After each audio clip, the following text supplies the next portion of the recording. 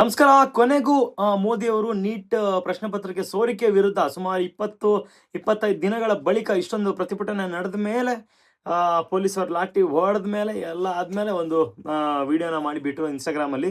ಸುಮಾರು ನಿನ್ನೆ ರಾತ್ರಿ ಮಿಡ್‌ನೈಟಲ್ಲಿ ಮಾಡಿರೋವಂಥ ವಿಡಿಯೋ. ಸುಮಾರು ಒಂದು 3-4 ನಿಮಿಷ ಇದೆ. ನಾನು ಕ್ವಿಕ್ಕಾಗಿ ಹೇಳ್ಬಿಡ್ತೀನಿ ಏನೇನು ಹೇಳಿದ್ರು ಅಂತ. ಮೋದಿಯವರು ಹೇಳಿದ್ದು ಏನಂತ ಹೇಳಿದ್ರೆ, ಫಸ್ಟ್ ಪಾಯಿಂಟು, ಪರೀಕ್ಷೆಯ ಗಂಭೀರತೆ.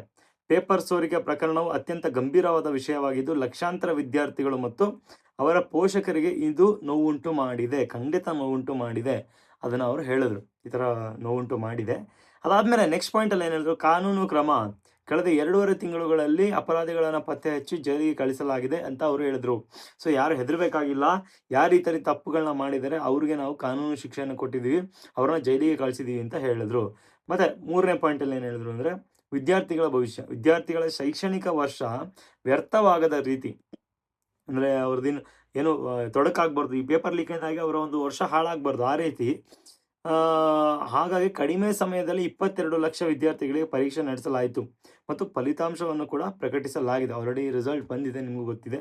ಸೊ 22 ಲಕ್ಷ ಮಂದಿಗೆ ಎಕ್ಸಾಮ್ ಮಾಡಿಸಿದ್ರು. ಆಮೇಲೆ ವಿಶೇಷವಾಗಿ ಫಾಸ್ಟ್ ಟ್ರ್ಯಾಕ್ ಕೋರ್ಟ್ಗಳನ್ನು ಮಾಡ್ತಿದ್ದಾರೆ. ಪೇಪರ್ ಸೋರಿಕೆ ಪ್ರಕರಣವನ್ನು ನಿರ್ವಹಿಸಲು ಫಾಸ್ಟ್ ಟ್ರ್ಯಾಕ್ ಕೋರ್ಟ್ಗಳನ್ನು ಸ್ಥಾಪಿಸಲು ಸೂಚನೆ ನೀಡಲಾಗಿದೆ. ಸೊ ಹೊಸದಾಗಿ ಇದೊಂದು ಅಂದರೆ ತುಂಬ ತ್ವರಿತಗತಿಯಲ್ಲಿ ಮತ್ತು ಅವರಿಗೆ ಶಿಕ್ಷೆ ಆಗಬೇಕು, ಆ ರೀತಿಯಾಗಿ ಎಷ್ಟೆಷ್ಟೋ ವರ್ಷಗಳು ಆಗೋದಲ್ಲ, ಫಾಸ್ಟ್ ಟ್ರ್ಯಾಕ್ ಕೋರ್ಟ್ಗಳನ್ನು ಇವರು ಮಾಡ್ತಿದ್ದಾರೆ ಅಂತ. ಆಮೇಲೆ ಹೊಸ ಮಸೂದೆ, ಇದೊಂದು ಸ್ವಲ್ಪ ವಿಶೇಷ ಅನ್ನಿಸ್ತು. ಹೊಸ ಮಸೂದೆ, ಕಠಿಣ ಶಿಕ್ಷೆಯ ಅವಕಾಶಗಳಿರುವ ಹೊಸ ಮಸೂದೆಯನ್ನು ಸಿದ್ಧಪಡಿಸಲಾಗಿದೆ. ಇದನ್ನು ಸಂಪುಟದಲ್ಲಿ ಚರ್ಚಿಸಿ, ಇನ್ನು ಸುಮಾರು ಕೆಲಸ ಇದೆ, ಸಂಪುಟದಲ್ಲಿ ಚರ್ಚಿಸಿ ಮುಂದಿನ ವಾರ ಸಂಸತ್ತಿನಲ್ಲಿ ಮಂಡಿಸಿ ಆದಷ್ಟು ಬೇಗ ಅಂಗೀಕರಿಸಲು ಯೋಚನೆಯನ್ನು ಮಾಡಲಾಗಿದೆ. ಇದು ಮೋದಿಯವರ ಮಿಡ್‌ನೈಟಲ್ಲಿ ರೆಕಾರ್ಡ್ ಆದಂಥ ಒಂದು ವಿಡಿಯೋ. ಬಟ್ ಇದನ್ನು ಹಿಡ್ಕೊಂಡು ಇವಾಗ ಟ್ರೋಲ್ ಮಾಡ್ತಾ ಇದ್ದಾರೆ. ಇದೆಲ್ಲ ಆಗೋ ಕೆಲಸ ಅಲ್ಲ, ಮತ್ತು ಮೋದಿಜಿಯವರು ಸ್ವಲ್ಪ ಸ್ಲೋ ಆಗಿ ಮಾತಾಡಿದ್ರು, ಯೋಚನೆ ಮಾಡಿ ಮಾತಾಡಿದ್ರು, ಅದಕ್ಕೂ ಟ್ರೋಲ್ ಮಾಡ್ತಿದ್ದಾರೆ. ಸೊ ಏನು ಅಂತ ಗೊತ್ತಿಲ್ಲ, ಏನೇ ಮಾಡಿದ್ರು ಟ್ರೋಲ್ ಮಾಡೋಕ್ಕಂತೂ ಜನ ರೆಡಿ ಇದ್ದಾರೆ. ಸೊ ಇದು ಏನಕ್ಕೆ ನಡೀತಿದೆ. ಮತ್ತು ಇದ್ರ ಮಧ್ಯೆ ಸೋನಮ್ ವಾಂಗ್ಚುಕ್ ಅವರು ಅವರ ಉಪವಾಸ ಸತ್ಯಾಗ್ರಹನ ಎಂಡ್ ಮಾಡಿದ್ರು. ಅಲ್ಲಿಗೆ JP ನಡ್ಡಾ ಅವರು, ಯೂನಿಯನ್ ಮಿನಿಸ್ಟರ್ ಅನ್ಕೋತೀನಿ, ಅವರು ಹೋಗಿ ಸೋನಮ್ ವಾಂಗ್ಚುಕ್ ಅವರಿಗೆ ಕೆಲವೊಂದಿಷ್ಟು ಆಶ್ವಾಸನೆಗಳನ್ನ ಕೊಟ್ಟರು.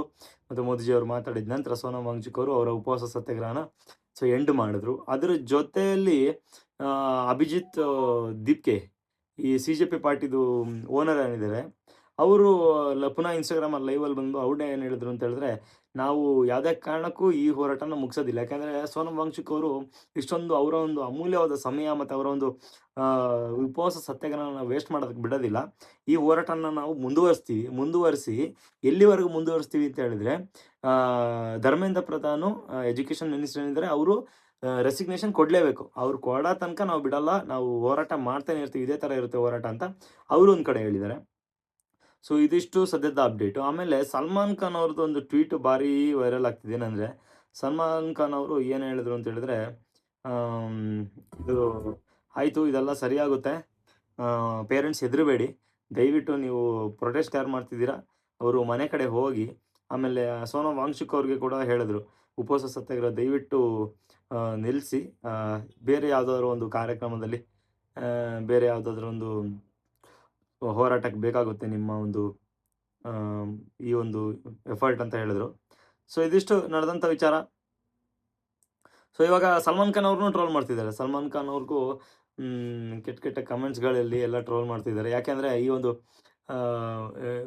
ಮೋದಿ ಅವ್ರ ಬಗ್ಗೆ ಸಪೋರ್ಟಾಗಿ ಮಾತಾಡಿದ್ದಕ್ಕೆ ಅವ್ರನ್ನ ಟ್ರೋಲ್ ಮಾಡ್ತಿರೋವಂಥದ್ದು. ಸೊ ಈ ವಿಚಾರಗಳು ತುಂಬ ಇದೆ. ಆ ಕಡೆ ಹೊಡೆತ ತಿಂದವರಂತೂ ಪಾಪ ಎಷ್ಟು ಹೊಡೆತ ತಿಂದರು ಅಂತ ಹೇಳಿದ್ರೆ, ಪೊಲೀಸ್ ಅವ್ರಿಗೂ ನೆಕ್ಸ್ಟ್ ಡೇ ಸರಿಯಾಗಿ ಈ CJP ಅದೇ ಪ್ರೊಟೆಸ್ಟರ್ಸ್ ಯಾರಿದ್ದಾರೆ, ಸ್ಟೂಡೆಂಟ್ ಅಂತ ಕರೆಸ್ಕೊಳ್ಳೋರು, ಅವರು ಹೊಡೆದಿದ್ದಾರೆ. ಆಮೇಲೆ ಪೊಲೀಸವ್ರು ಕೂಡ ಅವ್ರಿಗೆ ಹೊಡೆದಿದ್ದಾರೆ. ಆಮೇಲೆ ನೆನ್ನೆ ಎಲ್ಲ ನೋಡ್ತಾ ಇದ್ದೆ, ಈ ಹೊಡೆಯೋದಕ್ಕೆ ಬಂದಾಗ, ಪೊಲೀಸವರು ಹೊಡೆಯೋದಕ್ಕೆ ಬಂದಾಗ ಯಾರೋ ಪ್ರೊಟೆಸ್ಟರ್ಸು ಬಂದ್ಬಿಟ್ಟು ಇದು ಜನಗಣಮನ ಆಡ್ತಿದ್ರಂತೆ. ಅವಾಗ ಪೊಲೀಸವ್ರು ಏನು ಮಾಡಬೇಕು, ಅವ್ರು ನಿಂತ್ಕೊಳ್ಳೇಬೇಕು, ಹೊಡೆಯೋದು ಬಿಟ್ಟು ನಿಲ್ಲಿಸ್ಕೋಬೇಕು. ಸೊ ನೀರು ಹಾರಿಸ್ತಾ ಇದ್ದಾರೆ. ನೀರು ಹಾರಿಸ್ತಿದ್ರೆ ಇವರು ಡ್ಯಾನ್ಸ್ ಮಾಡ್ತಾ ಇದ್ದಾರೆ ಈ ಪ್ರೊಟೆಸ್ಟ್ ಮಾಡೋರು. ಏನು ಹೇಳೋದು, ಏನೋ ಒಂದು ವಿಭಿನ್ನ ರೀತಿಯ ಪ್ರೊಟೆಸ್ಟ್ ಅಂತ ಕರಿಬೇಕಷ್ಟೆ.